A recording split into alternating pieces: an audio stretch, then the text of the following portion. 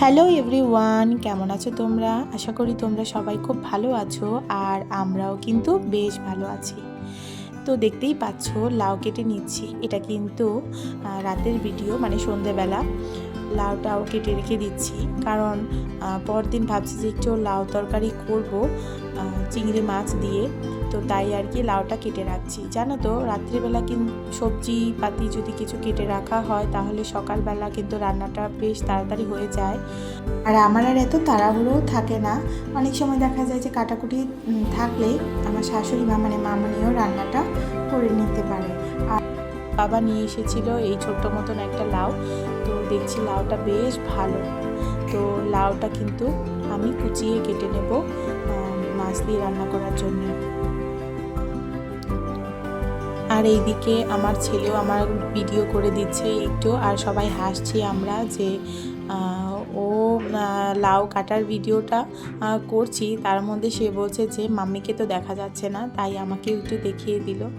তো পাখা নিচে বসে কাটছিলাম, প্রচণ্ড গরমও লাগছিল, বাইরে তো বৃষ্টি হচ্ছে। তো দেখো লাউগুলো কিন্তু আমি কেটে এবার ধুয়ে নিয়ে এসেছি। এবার কুচি কুচি করে কেটে নেব। আর জানো তো, আর এই কাটাকুটিটা আমি কিন্তু মানে খুব ভালো পারি, বলতে গেলে খুব কুচিয়ে কুচিয়ে কাটতে পারি খুব। আর এই বটিটা এতটাই ধারালো যে মানে কুচানো কাজ, কাটাকাটি সবজি করতে গিয়ে আমার আঙ্গুলের অবস্থা একদমই কুচকুচে হয়ে গেছে, মানে কুচি কুচি হয়ে গেছে চামড়াটা। তো এই আর কি অবস্থা। তো যাই হোক, এই কাটাটা যদি ভালো হয় না তাহলে রান্নাটাও কিন্তু বেশ ভালো হয়। আর এই যে খোসাগুলো, সেগুলোও কিন্তু আমি একদম কুচি কুচি করে কেটে নিয়েছি। এটার সাথে একটা আলু কুচিয়ে লাউ খোসা বটি করা হবে। তো দেখতেই পাচ্ছ কাটা শেষ, কেমন হলো কমেন্টে জানিও। আর এই যে রাত্রিবেলা কিন্তু আমি একটু মিষ্টি কুমড়ো সেদ্ধ দিয়েছিলাম। অনেক দিন ধরেই ভাবছি খাবো খাবো, কিন্তু করা হচ্ছে না। তো মিষ্টি কুমড়োটা সেদিন নিয়ে এসেছিলাম, বেশ ভালো ছিল। তো প্রেশারে একটু সিটি দিয়ে নিলাম, আর সাথে কুচানো পেঁয়াজ আর কুচানো কাঁচা লঙ্কা দিয়ে দিয়েছি। স্বাদ মতো একটু সর্ষের তেল নিয়ে নিয়েছি, আর নুন, সাথে সব কিছু কিন্তু একবারে চটকে মেখে নেব। তো স্মেলটা কিন্তু বেশ ভালো লাগছিল, কাঁচা লঙ্কা, কাঁচা পেঁয়াজ আর মিষ্টি কুমড়ো সেদ্ধ। বেশ গরম ছিল, তাই ভালো করে মাখতে পারছিলাম না। তো দেখো এবার মাখা শেষ। তো আমার এই মিষ্টি কুমড়োর ভর্তাটা, মানে সেদ্ধটা মাখা কেমন হলো কমেন্টে কিন্তু তোমরা অবশ্যই জানিও। তারপর এই যে দেখো সকাল হয়ে গেছে, তার মানে পরদিন সকাল। তো ভাবছি যে একটু বটবটি আর আলু ভাজা করে নিচ্ছি, আর এদিকে ভাতটা বসিয়ে দিয়েছি, হাজব্যান্ডকে টিফিন দিয়ে নেব, আর ওইদিকে রুটিও করে নেব। আর এই যে আলু আর বটবটি ভাজাটা করে নিচ্ছি সকালে রুটি দিয়ে খাওয়ার জন্যে। আর এদিকে মামনি দেখো চিংড়ি আর লাউটা রান্না করে রেখেছে, ডাল রান্না করে রেখেছে, এই যে লাউ খোসা বটিটা সেটাও করে রেখেছে। তো জানো তো, প্রত্যেকটা খাবারই কিন্তু খুব টেস্টি হয়েছিল, মামনি এইগুলো খুব ভালো করে। আর এই যে দেখো আমার ভাত রান্না কমপ্লিট, তো হাজব্যান্ডকে টিফিন দিয়ে দেবো। তো এদিকে হাজব্যান্ডের রুটি খাওয়া হয়ে গেছে, বটবটি আলু ভাজা দিয়ে রুটি করাও হয়ে গেছে আমার।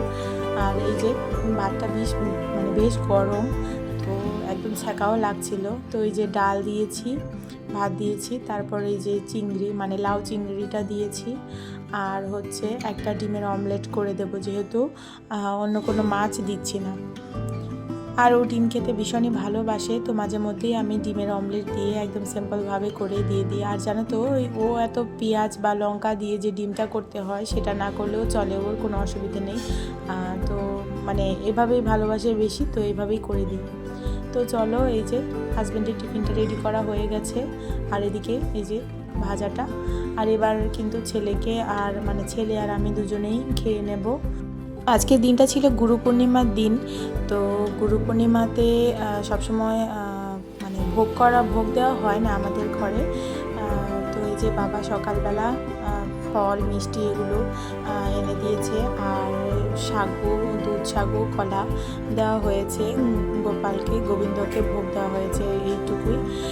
তো মামনি পুজোটা দিয়ে নিচ্ছে। আর এদিকে পুজো দেওয়া শেষ, সকালে সমস্ত রান্না বান্না কাজকর্ম শেষ হয়ে গেছে। এবার দুপুরে ভাবছি এই যে কাতলা মাছটা এনেছিল বাবা, তো হাজব্যান্ড বলে গেছিলো যে কাতলা মাছটা একটু পোস্ত দিয়ে খাবে। তো ভাবলাম যে ঠিক আছে, এবার সমস্ত ঝামেলা মানে কাজ ব্যস্ততা শেষ, এবার আস্তে ধীরে আমি পোস্ত দিয়ে মাছটা রান্না করি। আর জানো তো, এইভাবে পোস্ত দিয়ে মাছটা কিন্তু আমি ফার্স্ট টাইম করছি, জানি না যে কেমন হবে, তবে চেষ্টা করতে কি। তো চলো কিভাবে রান্না করি তোমাদের সাথেও শেয়ার করব। প্রথমে তো নুন হলুদ মাখিয়ে মাছটা হালকা করে, মানে হালকা না, মোটামুটি ভেজে নেব। আর এদিকে আমি সর্ষে সাথে অল্প একটু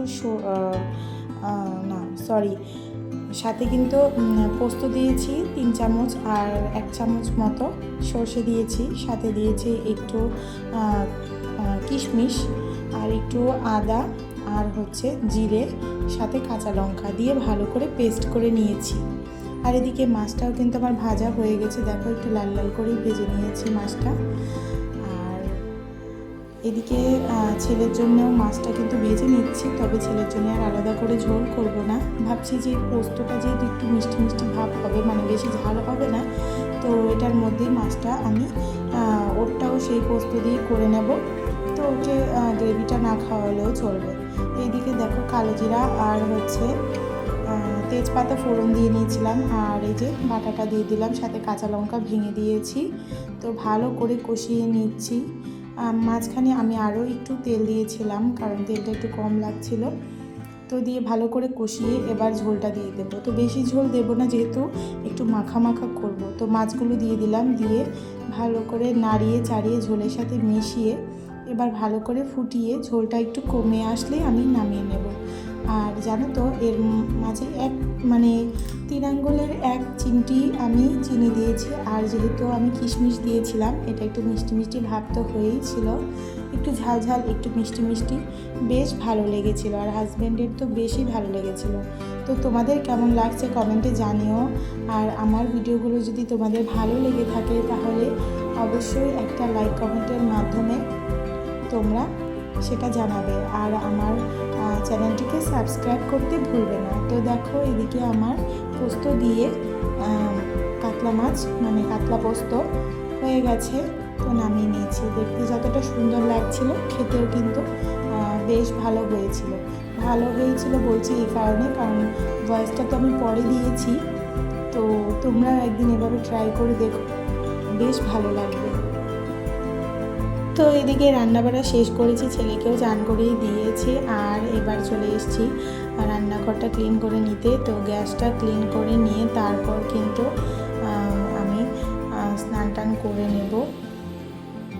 তো রান্না করার পরে এই যে রান্নাঘরটা ক্লিন না থাকলে কিন্তু একদমই ভালো লাগে না।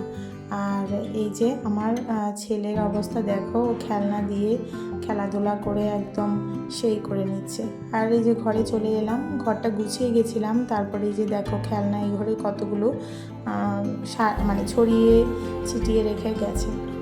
তো চান টান করা হয়ে গেছে আমার, এবার একটু তেল সিঁদুরটা দিয়ে নেব। তেল তো দেবো না, মানে ওই সিঁদুরটা দিয়ে নেব।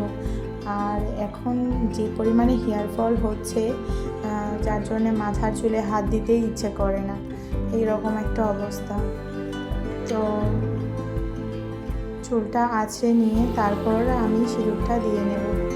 আর জানো তো, বর্ষাকালটা একদমই যাচ্ছে না, মানে রোদ উঠছে না, গরমেই ভালো মনে হচ্ছে। আবার গরম থাকলে বৃষ্টি ভালো মনে হচ্ছে, তবে একটানা বৃষ্টি কিন্তু ভালো লাগছে না। তো বন্ধুরা, আমি কিন্তু ব্লগটা আর বেশি বড় করব না। তোমাদের কেমন লাগলো আমার ব্লগটা, মানে আজকের ব্লগটা, অবশ্যই কমেন্টে জানিও। আর যদি ভালো লেগে থাকে তাহলে আমার চ্যানেলটি সাবস্ক্রাইব করে দিয়ে আমার চ্যানেলটির পাশে থেকো, বন্ধু হয়ে পাশে থেকো। তো সবাই ভালো থেকো, সুস্থ থেকো। আবারও দেখা হবে নতুন কোনো একটি ব্লগে। তো সবাইকে টাটা, সবাই ভালো থেকো।